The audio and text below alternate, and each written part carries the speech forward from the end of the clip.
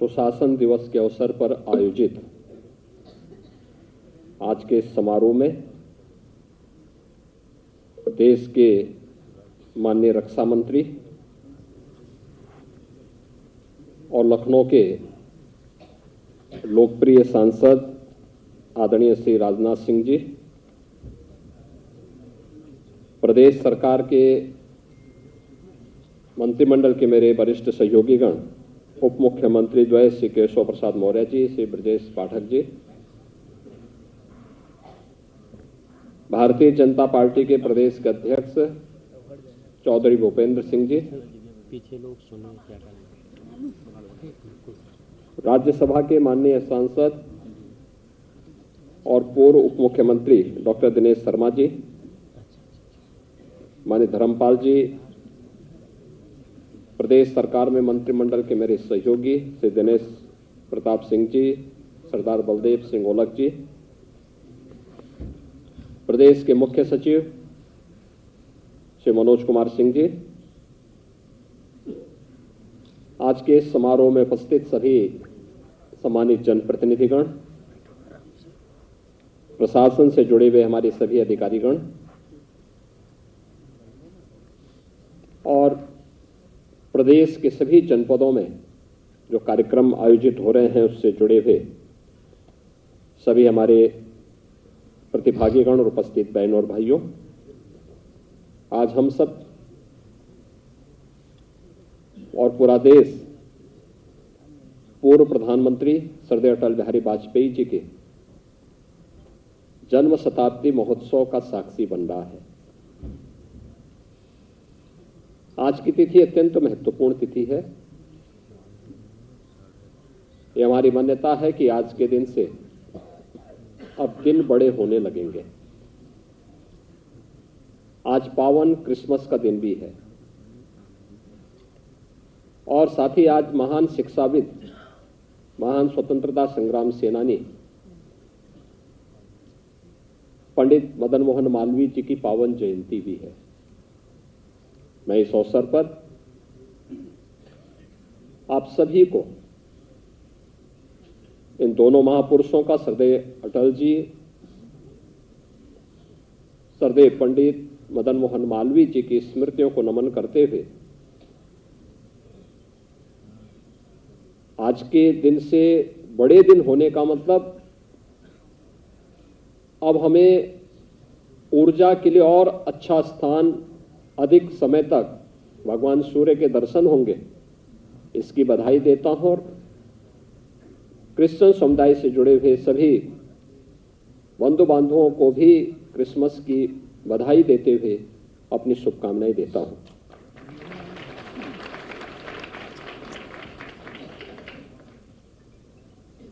प्रधानमंत्री जी की प्रेरणा से पूरे देश के अंदर श्रद्धेय अटल जी की जयंती को सुशासन दिवस के रूप में आयोजित करने का निर्णय लिया गया और 2014 से लगातार उन कार्यों को लेकर के सरकारें एक अभियान के साथ आगे बढ़ती हैं। चूंकि यह वर्ष श्रद्धेय अटल जी का जन्म शताब्दी वर्ष है, इसलिए सुशासन सप्ताह का आयोजन हुआ। सुशासन सप्ताह के अवसर पर प्रदेश के अंदर हर जनपद में कार्यक्रम हुए।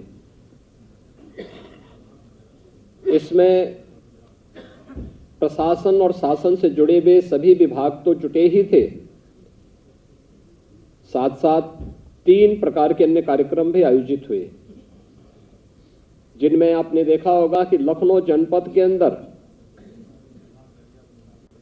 8वीं क्लास से लेकर के 12वीं क्लास तक के बच्चों के लिए निबंध लेखन की एक प्रतियोगिता आयोजित की गई थी, जो सुशासन पर आधारित थी।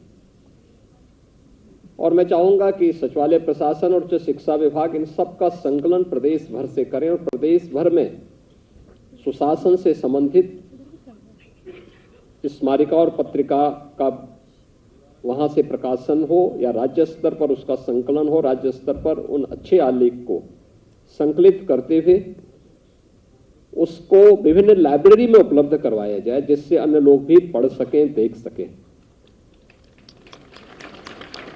भाषण प्रतियोगिता का आयोजन ग्रेजुएशन स्तर पर और पीजी स्तर के बच्चों के लिए किया गया था, जिसमें भी 3 बच्चे जनपद स्तर पर, प्रत्येक जनपद में 3-3 बच्चे जो सेलेक्ट हुए, उनको भी आज सम्मानित किया गया। एकल कवि, नवोदित जो कवि हैं, काव्य पाठ, जो अटल जी एक कवि भी थे, उनकी कविताएं बड़ी प्रसिद्ध रही हैं, उससे संबंधित काव्य पाठ का आयोजन भी किया गया। और मुझे प्रसन्नता है कि युवाओं ने इसमें बड़ी रुचि ली, समाज के प्रत्येक तबके ने रुचि ली। कल से मैं देख रहा हूं शताब्दी महोत्सव के कार्यक्रम को 19 दिसंबर को मैंने स्वयं ही इसका शुभारंभ किया था, जो एग्जीबिशन लखनऊ में आयोजित हुई थी। और आज इस आयोजन के साथ कल के कार्यक्रम में हम लोग दिन भर उन कार्यक्रमों के साथ जुटे रहे। अलग अलग स्थानों पर अलग अलग कार्यक्रम थे और सभी कार्यक्रम एक से एक बढ़कर के थे, रोचक थे।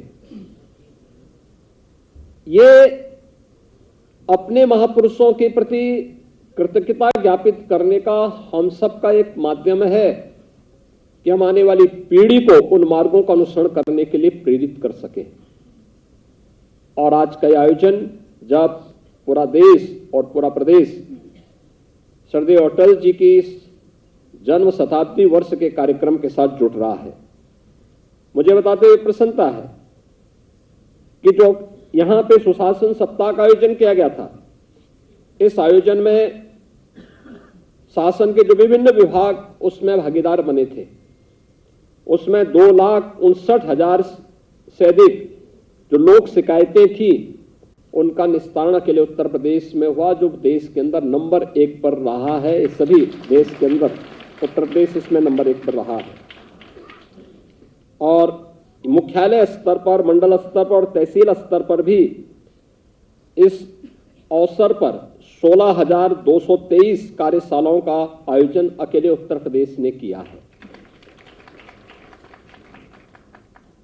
सुशासन सप्ताह के अवसर पर 9,06,800 से अधिक सर्विस डिलीवरी के आवेदन निस्तारित किए गए, जिसमें 105 जो गुड गवर्नेंस से संबंधित बेस्ट प्रैक्टिसेस थी, उन्हें 105 लोक शिकायतों के निराकरण की सफलता की कहानी और सोशल मीडिया पर 423 ट्वीट और 119 पीआईपी स्टेटमेंट और 36 विजन डॉक्यूमेंट डिस्ट्रिक्ट @100 अपलोड किए गए।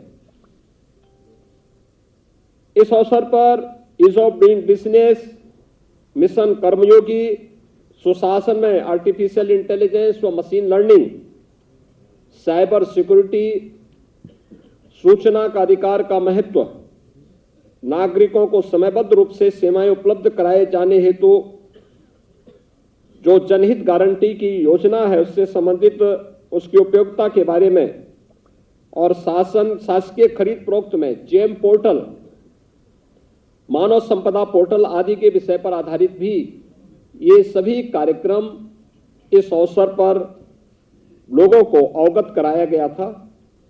और यह कार्यक्रम आयोजन होने के साथ अब हम इस मुख्य महोत्सव के साथ यहां पे जुड़े हैं।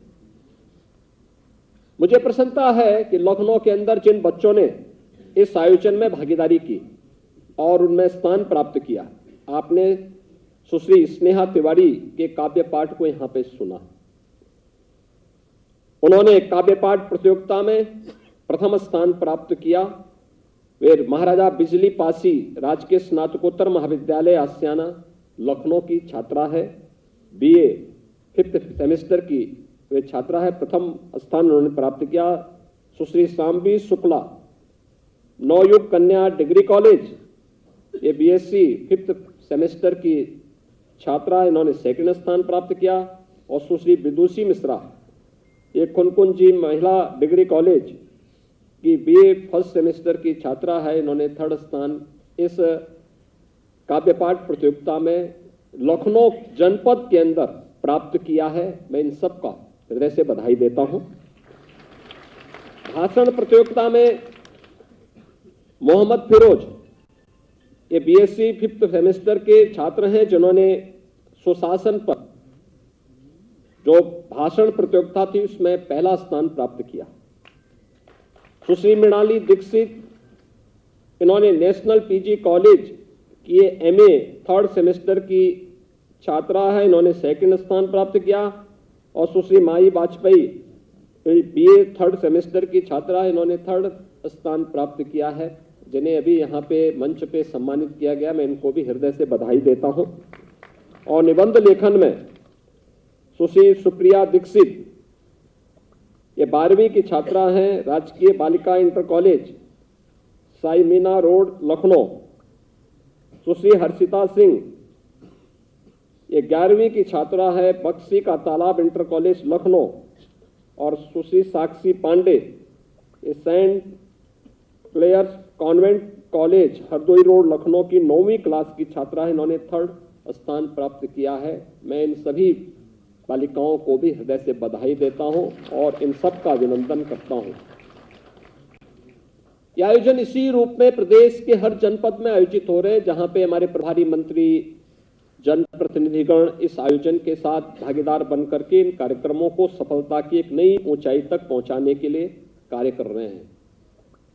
सुशासन के लिए सुरक्षा का भाव आवश्यक है। सुरक्षा का भाव बगैर जन सहभागिता के कभी संभव नहीं हो सकता और एक घर के अंदर से सुरक्षा का भाव पैदा करना होगा। घर के अंदर व्यक्ति सुरक्षित है तो सामुदायिक रूप से भी सुरक्षा का भाव स्वतः स्फूर्त भाव के साथ पैदा होता हुआ दिखाई देगा। और हमें इसके लिए प्रशासन को, शासन को मजबूर करना होगा कि वह भी, और इसीलिए सरदेव अटल जी और आदरणीय प्रधानमंत्री जी से प्रेरणा प्राप्त करते हुए सरकार ने 0 टॉलरेंस की नीति सुरक्षा के मुद्दे पर पहले दिन से रखी है, जिसके परिणाम आज हम सबके सामने हैं। और सरकार इन मुद्दों को लेकर के निरंतर कार्य कर रही है। अपराध और अपराधियों के प्रति 0 टॉलरेंस है, तो भ्रष्टाचार और भ्रष्टाचारियों के प्रति भी सरकार की नीति 0 टॉलरेंस की है। और यही 2 मुद्दे हैं जो सुशासन की नींव को मजबूती प्रदान करते हैं।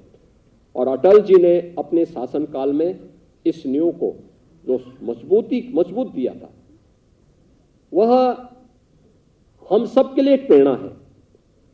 हम सब की प्रेरणा इस रूप में जो अटल जी की पंक्तियां कहती हैं कि आदमी को चाहिए कि वो जूझे, परिस्थितियों से लड़े, एक स्वप्न टूटे तो दूसरा गढ़े।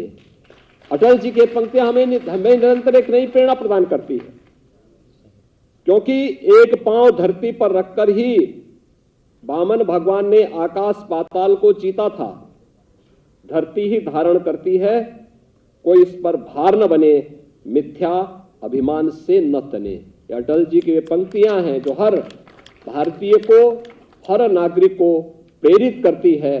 आज के इस अवसर पर प्रदेश भर के उन सभी प्रतिभागियों को जिन्होंने सुशासन दिवस के अवसर पर कार्यक्रमों में भागीदारी की, शासन प्रशासन के विभिन्न विभागों को जिन्होंने सुशासन के लक्ष्यों को प्राप्त करने के लिए